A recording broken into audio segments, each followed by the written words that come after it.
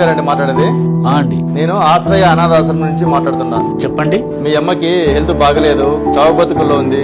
ఆఖరి చూపు చూస్తారేమో, వచ్చి చూడండి. బయలుదేరుతానండి.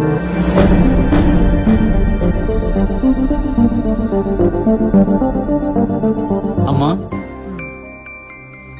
వచ్చావా నాన్న? నిన్ను చూడ్డానికి నా ప్రాణం ఇంకా బతికే ఉంది. నీకేం కాదులే, నేను డాక్టర్ దగ్గర తీసుకెళ్తా, బాగవుతుంది.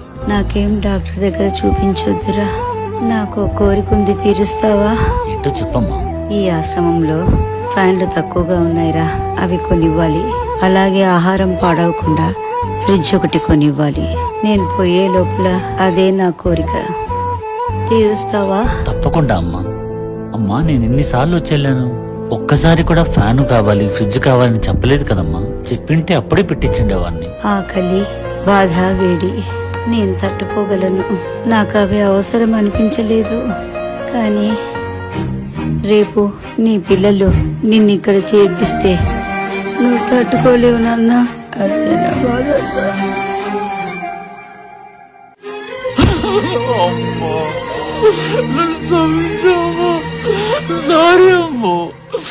మనం ఇక్కడి నుంచి వెళ్ళిపోదాము, మన ఇంటికి వెళ్ళిపోదాం. నేను ఇప్పుడు పోయి ఆశ్రమాన్ని మాట్లాడేస్తా.